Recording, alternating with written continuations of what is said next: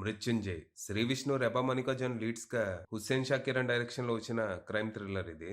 ఈ cinema story ఏంటి? దీని మీద నా ఒపీనియన్ ఏంటనేది ఇప్పుడు తెలుసుకుందాం పదండి. ముందుగా ఈ సినిమా స్టోరీ ఏంటంటే, ఈ సినిమాలో మన హీరో జే స్వేచ్ఛ అనే ప్రింట్ మీడియా కంపెనీలో మార్కెటింగ్ విభాగంలో పనిచేస్తూ ఉంటాడు. ఎప్పటికైనా క్రైమ్ రిపోర్టర్ అవ్వాలనేది తన లక్ష్యం. అయితే ఎంత ప్రయత్నించినా అవకాశం మాత్రం రాదు.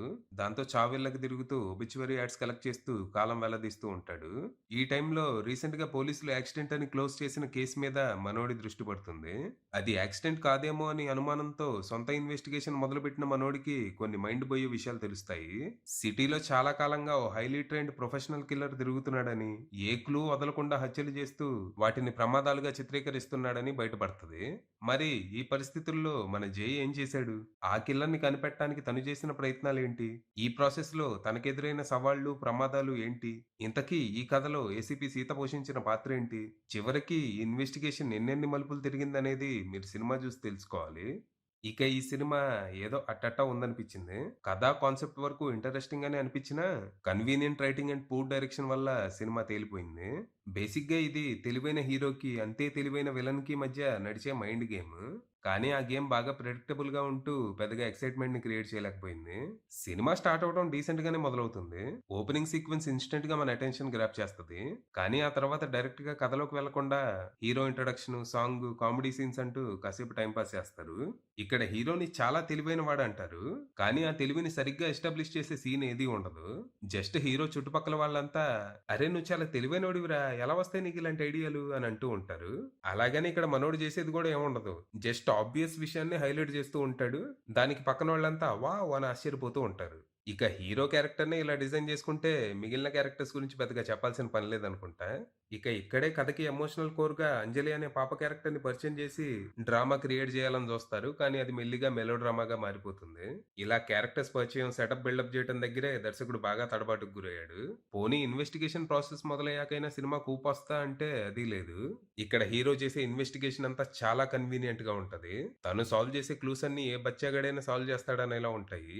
అయితే ఇంటర్వెల్ ట్విస్ట్ కొంచెం ఇంట్రెస్టింగ్‌గా ఉంటూ సెకండ్ హాఫ్ మీద కొంచెం హోప్స్ అయితే పెంచుతది. అయితే సెకండ్ హాఫ్ స్టార్ట్ అవ్వటం ఎంగేజింగ్ గానే మొదలైనా తర్వాత బోరింగ్‌గా మారిపోద్ది. హీరో, విలన్ మధ్య నడిచే క్యాట్ అండ్ మౌస్ చేజులు, మైండ్ గేమ్స్ అన్నీ తేలిపోతూ ఉంటాయి.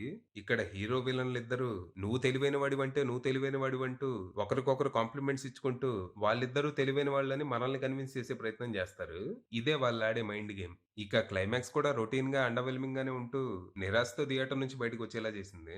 ఇక పెర్ఫార్మన్స్‌ల విషయానికొస్తే మృత్యుంజయ్‌గా శ్రీ విష్ణు ఆకట్టుకున్నాడు. తను ఈ మధ్య వరుసగా చేస్తున్న హైపర్ యాక్టివ్ రోల్స్‌కి దూరంగా సీరియస్ రోల్‌లో సటిల్ పెర్ఫార్మన్స్‌తో మెప్పించాడు. ఇక సీతగా పెద్దగా ఇంపార్టెన్స్ లేని పూర్లీ రిటన్ క్యారెక్టర్‌లో రెబా మోనికజన్ మమ అనిపించింది. అసలు తననెందుకు పెట్టారో మరి సినిమాలో. ఇక కిల్లర్‌గా చేసిన వ్యక్తి ఆ క్యారెక్టర్‌కి బానే సరిపోయినా పెర్ఫార్మన్స్ పరంగా మాత్రం తేలిపోయాడు. సింగిల్ ఎక్స్‌ప్రెషన్‌తో సినిమా అంతా కానిచ్చేసాడు. ఇక సినిమాలో చెప్పుకోదగ్గ, గుర్తుంచుకోదగ్గ క్యారెక్టర్స్ అయితే ఏమీ లేవు. టెక్నికల్‌గా సినిమా పర్లేదు. విద్యాసాగర్ అందించిన సినిమాటోగ్రఫీ సినిమా మూడ్‌ని ఎలివేట్ చేసేలా ఎక్సలెంట్ ఉండగా, ప్రొడక్షన్ వాల్యూస్ డీసెంట్ ఉన్నాయి. ఇక కాలభైరవ అందించిన పాటలు, బ్యాక్‌గ్రౌండ్ స్కోర్ పర్లేదనిపించాయి. ఏమీ లేని సీన్‌లని కూడా తన బ్యాక్‌గ్రౌండ్ స్కోర్‌తో లేపే ప్రయత్నం అయితే చేశాడు గానీ, అక్కడేమీ లేకపోవడంతో లేవలేదు. ఇక ఎడిటింగ్ చాలా బెటర్ ఉండాల్సింది. Repetitive scenes, slow motion shots ఎక్కువైపోయాయి. ఇన్వెస్టిగేటివ్ థ్రిల్లర్‌కి ఏదో విజయ్ సినిమాలాగా 50 స్లో మోషన్ షాట్‌లెందుకు? ఇక రెపెటేటివ్ సీన్స్. అయితే చెప్పండి, లేకపోతే చూపించండి. అలా కాకుండా ముందు చెప్తాం, తర్వాత చెప్పింది చూపిస్తాం, ఆ తర్వాత చూపించిన దాన్ని వివరిస్తామంటే వీటి వల్ల 2 గంటల రన్ టైమ్ గూడా ఏదో 2:30 గంటలా అనిపించింది.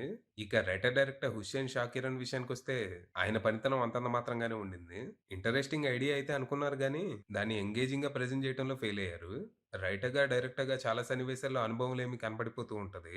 నెక్స్ట్ సినిమాకేమైనా ఇంప్రూవ్ అవుతారేమో చూద్దాం. ఫైనల్‌గా చెప్పేదేంటంటే, లో ఎక్స్‌పెక్టేషన్స్‌తో వెళ్తే ఓకే అనిపించే అవకాశం ఉంది. అది విషయం.